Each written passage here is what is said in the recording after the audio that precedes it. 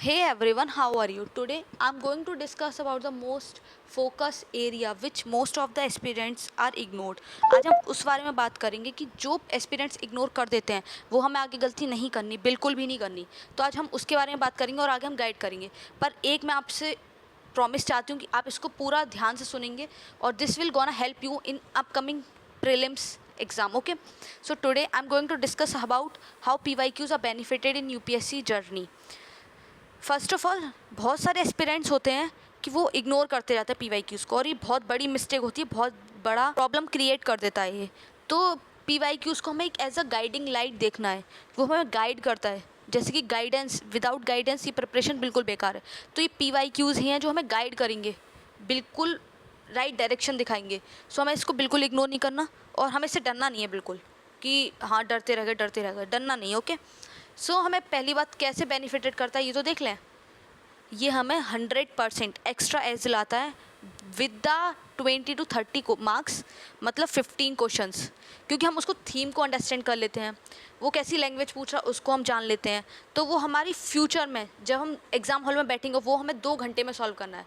तो हमारा aptitude develop करता है कि यस यूपीएससी ऐसे ऐसे क्वेश्चन पूछता है, और यूपीएससी के पैटर्न पे कोई भी कोचिंग सेंटर्स या कोई भी पेपर नहीं बना पाते, क्योंकि यूपीएससी का अपना पैटर्न होता है और वो हम PYQs को सॉल्व करते करते ही एप्टीट्यूड डेवलप कर पाते हैं। तो हम इसको तो बिल्कुल इग्नोर कर नहीं सकते, और टेस्ट सीरीज़ को भी इग्नोर नहीं कर सकते। मैं उस पर एक वीडियो लाऊंगी कि टेस्ट सीरीज़ कैसे हेल्पफुल रहते हो, कैसे अप्रोच करनी चाहिए, उस पर हम बाद में बात करेंगे। पहले हम इस पर बात करते हैं।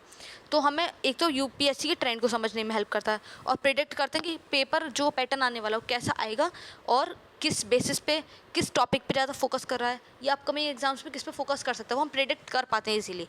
तो इस वजह से ये बहुत ज़्यादा बेनिफिटेड होता है, और इससे हमें 15 से 20 मार्क्स आराम से गेन होते हैं, क्योंकि हमें पता लग जाता है हमें कौन सी ऑर्गेनाइजेशंस करनी है, कौन सी स्पीशीज़ करनी है।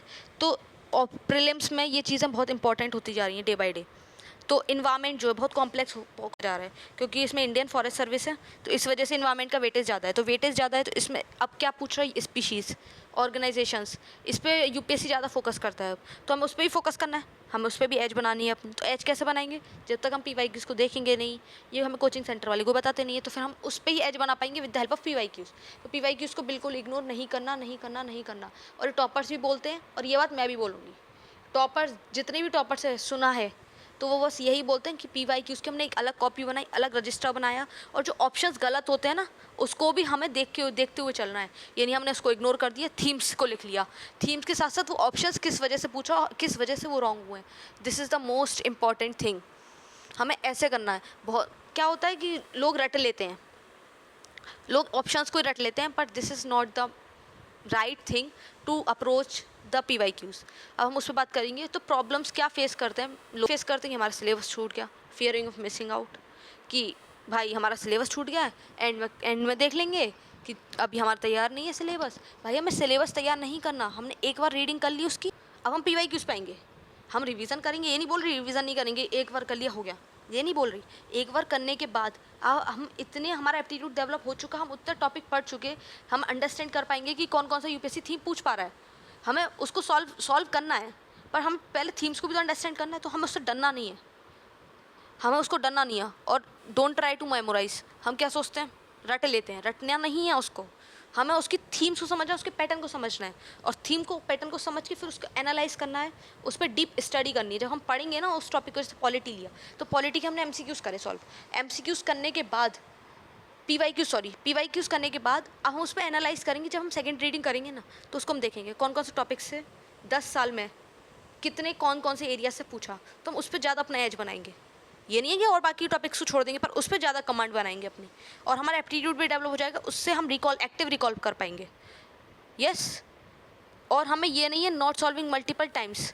लोग सॉल्व नहीं करते, एक बार सॉल्व किया पता लगा लिया, ऐसा नहीं करना। लोग एक एक रजिस्टर बना, तो मैं भी कहूँगी एक आप सेपरेट रजिस्टर बनाइए, थीम्स को लिखिए, ऑप्शंस को लिखिए कि ऑप्शंस में यूपीएससी कहाँ से पूछ रहा है, क्योंकि बहुत बार रिपीट हुए हैं ऑप्शंस जो गलत है उसको सही करके वो क्वेश्चन पूछ लेता है। और जब हम एग्जाम हॉल में बैठे होते हैं ना, वो प्रेशर जो पीक पे होता है, वो क्वेश्चन देखते हैं तो एक स्माइल आ जाती है, अपने ही अलग स्माइल आती है चेहरे पे कि हाँ ये हमने पढ़ा है। तो वो चीज़ हमें एप्टीट्यूड डेवलप करना है, और ट्रेंड एनालिसिस में बहुत बेनिफिशियल होता है। वही बात है, कि PYQs का कोई सब्स्टिट्यूट है ही नहीं कोई, यस तो हमें उसको इग्नोर करना ही नहीं है। तो अप्रोच कैसे करना है? अप्रोच करना है, पहले हमें कवर करना है entire syllabus, entire subject, sorry syllabus नहीं, एंटायर सब्जेक्ट कवर करना है। फिर सब्जेक्ट वाइज हमें उसको अप्रोच करना है PYQs को, और PYQs को 10 साल के कम से कम मिनिमम पेपर सॉल्व करने हैं हमें, क्योंकि हमें तभी पता लगेगा। और रट्टाफिकेशन नहीं लगाने की रट्टा लगा लिया लगा लिया लगा लिया, नहीं लगाना रट्टा।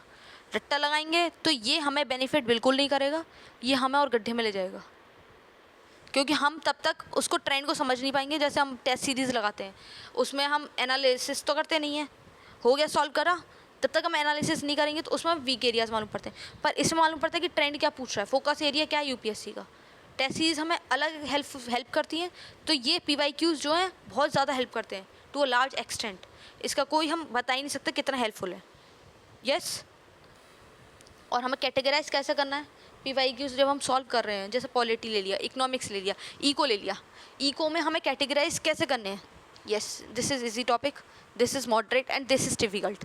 इजी को हम इजीली सॉल्व कर देंगे, तो वो आने वाले टाइम में टफ भी आ सकता है, डिफ़िकल्ट भी आ सकता है, तो हमें उसको कैसे अप्रोच करना है डिफ़िकल्ट को, तो हम उस वाले एरिया पे और एक्स्ट्रा थोड़ा एक स्टेप आगे जाएंगे अपना, यस।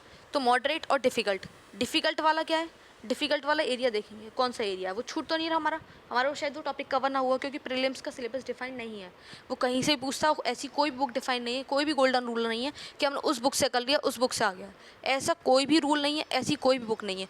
और जो बताते हैं कोचिंग सेंटर वाले कि हमारे नोट से आ गया, हमारी नोट से आ गया, ये तो इतना बड़ा समंदर है कि हम इसमें डूब के रह जाएंगे।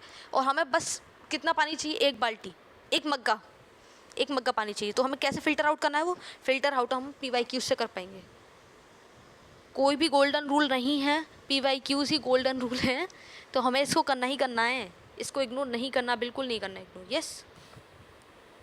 So thank you so much for listening me, for giving me your precious time. हो सकता है मैं आपकी प्रिपरेशन में एक स्टेप आगे बेनिफिट कर पाऊँ,